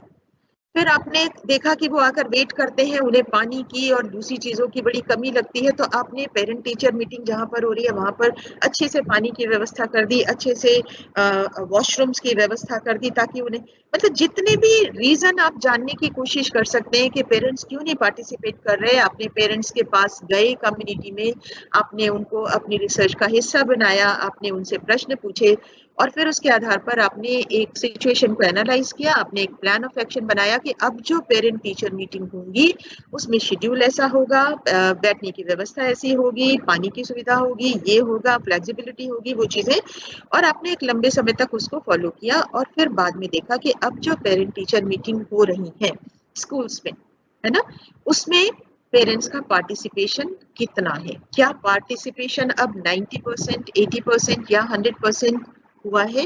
अगर हुआ है तो इसका मतलब आपकी जो स्ट्रैटेजी, आपने जो प्लान ऑफ एक्शन बनाया वो सक्सेसफुल हुआ। तो अब आप इसको सस्टेन्ड एक उसकी तरह ले सकते हैं कि अब आप इसको एक प्रैक्टिस में ला सकते हैं कि अब जो पेरेंट टीचर मीटिंग होंगी उनमें ये इंतजाम किए ही जाएंगे।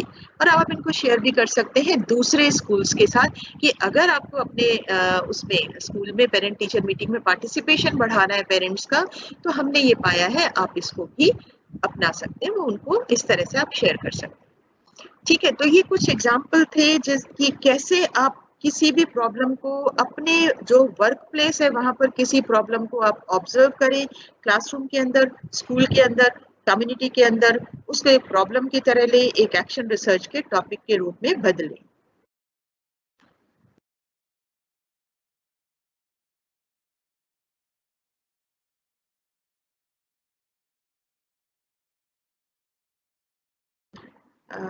नेक्स्ट आता है आपका, क्यों नहीं चेंज हो रहा है,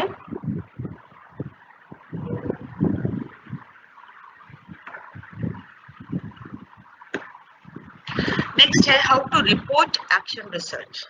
बहुत इंपॉर्टेंट है कि एक्शन रिसर्च को कैसे रिपोर्ट करें। रिपोर्टिंग इसलिए जरूरी है क्योंकि मैंने ये बताया कि आप पूरा जो एक्शन रिसर्च है वो आपका एक डायनेमिक प्रोसेस है। आपने अभी अपना प्रोफेशन शुरू किया है, आप जब तक इस जॉब में रहेंगे तब तक अपनी स्किल को, अपनी प्रैक्टिसेस को इम्प्रूव करते रहेंगे, तो एक्शन रिसर्च आपका एक कंटिन्यूअस पार्ट रहेगा। लेकिन उसकी एक प्रॉपर रिपोर्टिंग करना, क्योंकि आपने शेयर भी करना है, आपको उसे शेयर करना है, तो उसकी रिपोर्टिंग बहुत जरूरी है। तो रिपोर्ट कैसे तैयार करेंगे? सबसे पहला है प्रॉब्लम में बैकग्राउंड, जैसे हमने पिछले स्लाइड में देखा था कि कैसे हमने उस प्रॉब्लम को परसीव किया, उसका बैकग्राउंड क्या था, कैसे आपने ऑब्जर्व किया और कैसे आप ये समझ पाए कि ये प्रॉब्लम एग्जिस्ट करती है। ठीक है, ये पूरा आपका इसमें बैकग्राउंड आएगा। Problem statement of the problem में अब आपको उस प्रॉब्लम को एक स्टेटमेंट, एक फ्रेज के रूप में लिख देना है।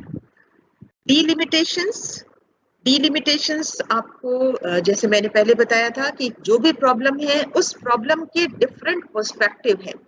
वो प्रॉब्लम मेरे पर्सपेक्टिव से क्या है, स्टूडेंट के पर्सपेक्टिव से क्या है, पेरेंट्स के पर्सपेक्टिव से क्या है, या उस प्रॉब्लम के बहुत सारे कॉजेज हो सकते हैं, है ना।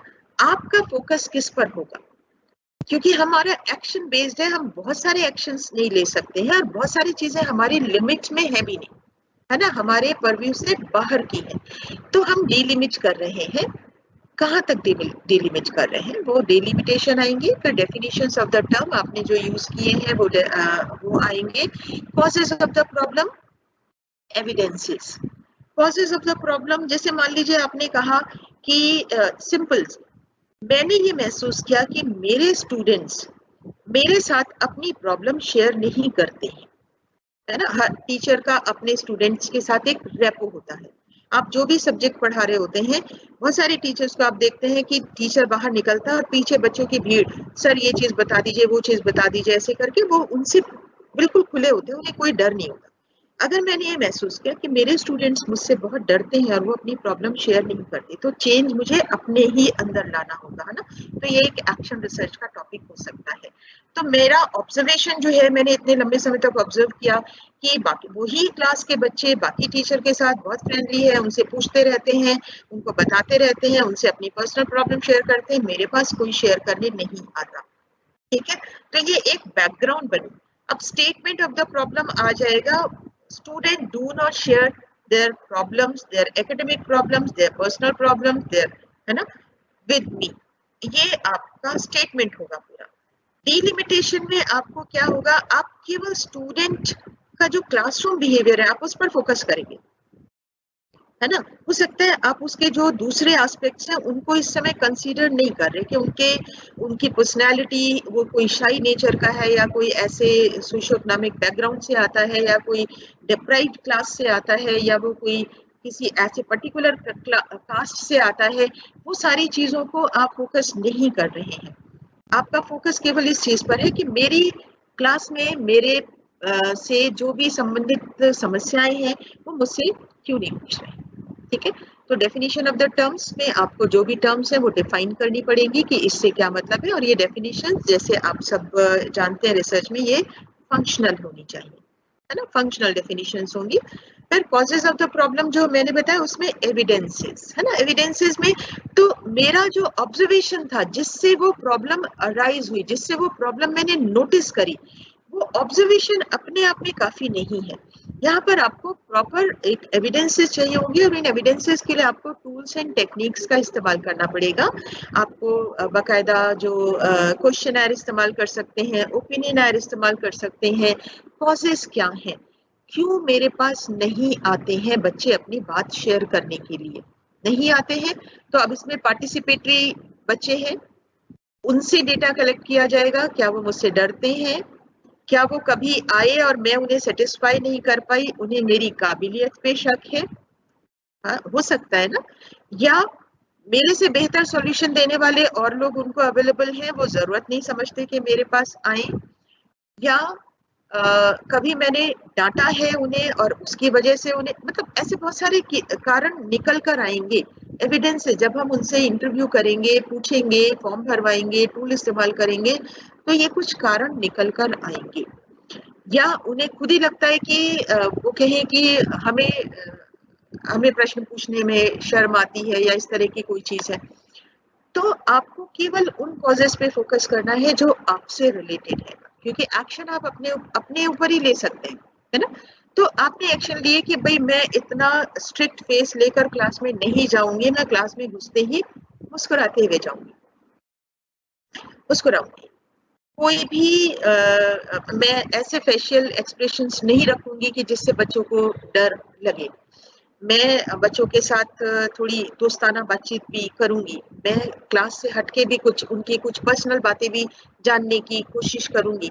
मैं कुछ, मतलब इस तरह से आपको एक एक्शन प्लान बनाना पड़ेगा कि बच्चे मुझसे डर रहे हैं, क्यों डर रहे हैं, तो क्या रीजन है। वो रीजन आपके कॉजेज ऑफ द प्रॉब्लम निकल कर आ गए हैं, एविडेंसेस के माध्यम से आपको पता चल गया है कि ये चीजें हैं जिनकी वजह से, और वो चीजें आप अपने अंदर इंप्रूव कर सकते हैं। आपने अपने लिए एक प्लान ऑफ एक्शन बना लिया और उस प्लान ऑफ एक्शन को अब आप इम्प्लीमेंट करेंगे। 1 महीने तक मुझे ये करना है, इस तरह करना है, और आपने हाइपोथेसिस बनाई थी, एक्शन हाइपोथेसिस, कि अगर मैं ऐसा करूंगी तो बच्चों का डर कम होगा, अगर मैं ऐसा करूंगी तो बच्चे मुझसे प्रश्न पूछने आएंगे, अगर मैं ऐसा करूंगी मैं सही जवाब दूंगी, मैं अच्छे जवाब दूंगी, मैं प्रैक्टिकल होकर जवाब दूंगी, प्रैग्मेटिक होकर जवाब दूंगी, तो बच्चे मेरे पास अपनी प्रॉब्लम शेयर करने आएंगे, है ना। ऐसा करने पर मैंने पाया कि बच्चों का मेरे साथ जो शेयरिंग थी वो बढ़ गई है। तो इसका मतलब मेरी action hypothesis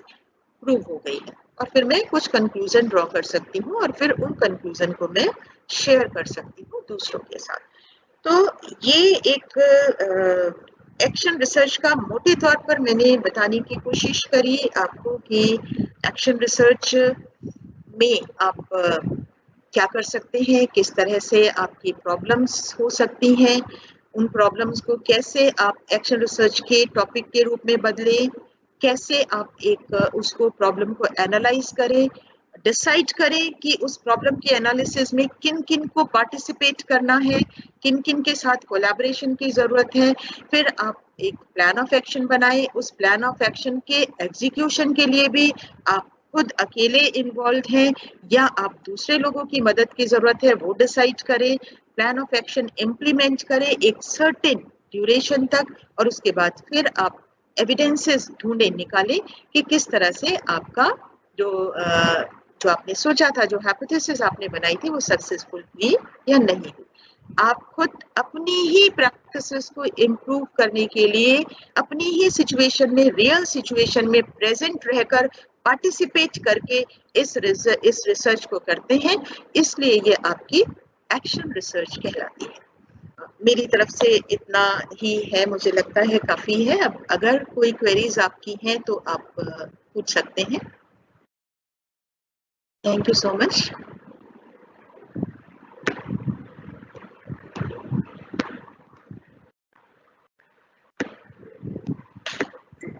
okay ma'am, thank you.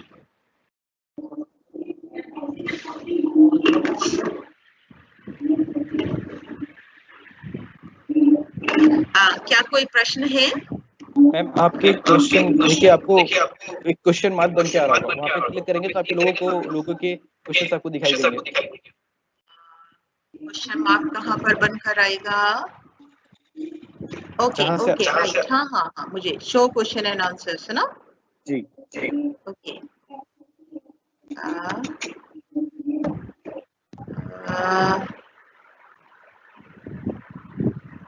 उसमें ये क्वेश्चंस तो नहीं दिख रहे हैं। न्यू 37 इस पे क्लिक करूं क्या, ओपन पे? जी मैम, वहीं पे आते हैं। ओके, मुझे यहाँ कोई क्वेश्चन तो नहीं दिख रहा। कोई क्वेश्चंस नहीं आ रहे मैम? नहीं, क्वेश्चंस नहीं है, वो खुल गया है live event question and answer, start the question and answer, make an announcement और पब्लिश अ क्वेश्चन, लेकिन क्वेश्चन नहीं है इसमें। मैम न्यू पे क्लिक करेंगे, अब दिखाएगा आपको न्यू पे, यहाँ पे न्यू 37 लिख के आ रहा है वहाँ पे। ओके, हाँ, अच्छा, इस पे पब्लिश करूं? पब्लिश नहीं करिए, पब्लिश नहीं करना। ये तो केवल गुड आफ्टरनून ही लिखा हुआ है। अच्छा, मैं नीचे तक जाती हूँ। हाँ, नीचे करिए, उस पर तब दिखाएगा। योर वॉइस इज क्लियर आ रही है, ओके, सुन पा रहे हैं, गुड आफ्टरनून। एक ये है प्रश्न, with due respect I want to know the fundamental difference between a general research and action research, please explain by giving some real world example। मुझे लगता है ये प्रश्न क्लियर हो गया होगा, क्योंकि मैंने अपने प्रेजेंटेशन में ये क्लियर किया कि जो रिसर्च होती है वो जनरल रिसर्च जो होती है वो उसका एक निश्चित टाइम पीरियड होता है। वो आप किसी एक ऐसी पॉपुलेशन पे कर सकते हैं जहां जिसमें आप पार्टिसिपेट नहीं कर रहे हैं, है ना। मान लीजिए मैं देखती हूँ कि कोई एक टेक्निकल जो मेथड है, कोई पेडागोजिकल नई टेक्निक है, वो कितनी इफेक्टिव है, तो मैं बाहर जाकर 4 कॉलेज, जितने भी कॉलेजेस हैं उसमें से एक 4 कॉलेज का सैंपल चुनती हूँ, वहां पर पढ़ाती हूँ और फिर रिसर्च करके बता देती हूँ कि ये जो मेथड है वो जो कन्वेंशनल मेथड्स हैं उनसे बेहतर है। लेकिन इसमें मेरे खुद के अंदर कोई इम्प्रूवमेंट नहीं आया। मैंने बताया एक्शन रिसर्च अपनी प्रैक्टिसेस को इम्प्रूव करने के लिए किया जाता है। मैं जब तक अपनी प्रैक्टिसेस को इम्प्रूव करने के लिए नहीं ये रिसर्च करूंगी तब तक ये एक्शन रिसर्च नहीं होगी। और जब मैं अपनी प्रैक्टिसेस को इम्प्रूव करने के लिए करूंगी तो सीधी सी बात है, मैं जहां पढ़ा रही हूँ, जिस इंस्टीट्यूशन में, जिस क्लास को, जिस ऑर्गेनाइजेशन को, उसी क्लास के ऊपर उस नई टेक्निक को अप्लाई करके देखूंगी और फिर देखूंगी कि मैं बेहतर तरीके से पढ़ा पाई या मेरे बच्चे, मेरे स्टूडेंट्स बेहतर तरीके से समझ पाए या नहीं समझ पाए। ठीक है, तो ये एक्शन रिसर्च होगी। तो एक्शन रिसर्च जो है वो बेसिकली एक्शन बेस्ड तो होती है, लेकिन इसकी जो सबसे इम्पोर्टेंट चीज है वो ये है कि आप अपनी प्रैक्टिसेस को, जो रिसर्चर है वो अपनी प्रैक्टिसेस को इम्प्रूव करने के लिए अपनी ही सराउंडिंग में, अपने ही वर्क प्लेस में, अपने ही जो जिनके साथ उसको काम करना होता है उन्हीं के ऊपर रिसर्च करके उसको सॉल्व करने की कोशिश करता है। ठीक है, और तो यहाँ पर ये भी है कि जो कई बार हम जब जनरल रिसर्च कर रहे होते हैं, एक्सपेरिमेंटल रिसर्च हम कर रहे होते हैं, कोई एक एक्सपेरिमेंट करके देखते हैं कि वो सक्सेसफुल है या नहीं है, हो सकता है हमारी फाइंडिंग्स आए कि वो सक्सेसफुल नहीं है, हमारी रिसर्च खत्म हो जाएगी। लेकिन एक्शन रिसर्च एक डायनेमिक प्रोसेस है। हमारी, हो सकता है हमने कोई एक नया एक्सपेरिमेंट किया और वो सक्सेसफुल नहीं हुआ, उतना इफेक्टिव नहीं हुआ, हमारी रिसर्च वहां खत्म नहीं होगी। ये एक साइक्लिक प्रोसेस है। हम अपनी उस प्रैक्टिस को और इम्प्रूव करेंगे, अपने प्लान ऑफ एक्शन को और बेहतर बनाएंगे और करेंगे, उसके बाद दोबारा करके देखेंगे, फिर भी नहीं चेंज आया तो तीसरी बार हम वापस अपना प्लान ऑफ एक्शन मॉडिफाई करेंगे, फिर उसको इम्प्लीमेंट करेंगे। ये तब तक करते रहेंगे जब तक हमें अपनी समस्या का हल नहीं मिल जाता। तो action research is basically a dynamic, a continuous, a spiral, a cyclic process, जबकि रिसर्च जो है वो एक लीनियर प्रोसेस है। आप एक बार शुरू करते हैं और एक टाइम के बाद आप खत्म कर देते हैं, आपकी फाइंडिंग्स कुछ भी हो सकती है। मुझे लगता है ये जवाब से लोग सेटिस्फाइड होंगे। नेक्स्ट मैं देखती हूँ,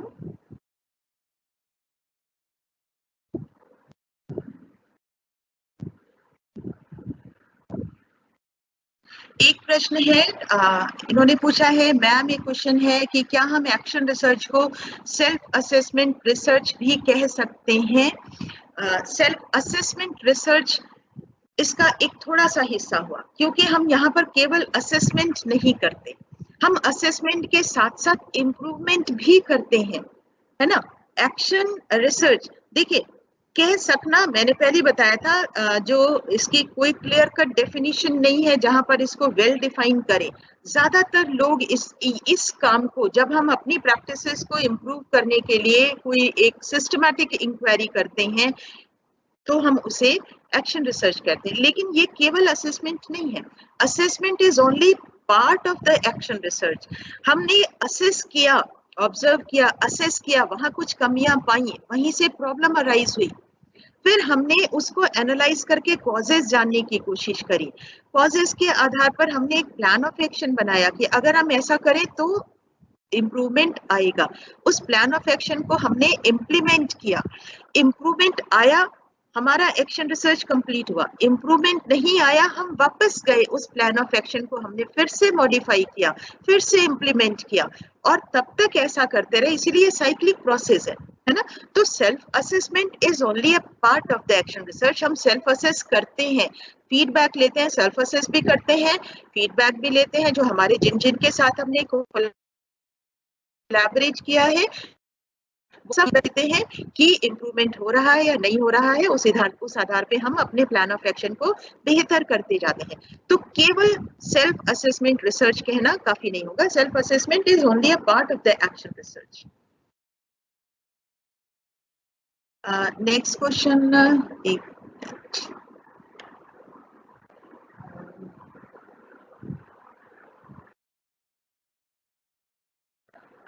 प्रोसीजर लिखा है, प्रोसीजर मैंने एंड में शेयर किया था। एक्शन रिसर्च के परिणाम का सामान्यीकरण कर सकते हैं? नहीं कर सकते। एक्शन रिसर्च के परिणाम का सामान्यीकरण नहीं कर सकते, क्यों? क्योंकि हमने एक पर्टिकुलर सैंपल के ऊपर एक्शन रिसर्च किया है। मैंने शेयरिंग की बात करी है, शेयर कर सकते हैं, हम अपने परिणाम को शेयर कर सकते हैं। शेयर करने से ये होगा कि वो जो प्लान ऑफ एक्शन हो सकता है, हमने कई बार प्लान ऑफ एक्शन को चेंज किया हो, इम्प्रूव किया हो, मॉडिफाई किया हो, तब हमें पॉजिटिव रिजल्ट मिले हो, हम शेयर करते हैं, तो किसी दूसरे स्कूल में या दूसरे टीचर को या दूसरे जो ऑर्गेनाइजेशन को उसको सीधे इम्प्लीमेंट करके उसका चेंज देखने का मौका मिल जाता है, उसका उतना टाइम बच जाता है। पर इसका वो भी करेगा एक्शन रिसर्च, वो भी इम्प्लीमेंट करके देखेगा कि वो सक्सेसफुल हुआ या नहीं हुआ, और अगर सक्सेसफुल हुआ तभी उसे जनरल प्रैक्टिस में लाया जाएगा। सामान्यीकरण नहीं किया जा सकता। ठीक है।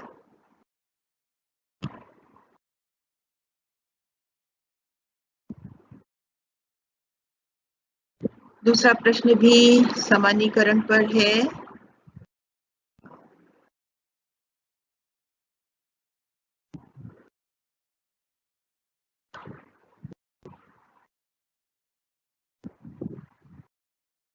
मुझे लगता है सारे प्रश्न हो गए हैं।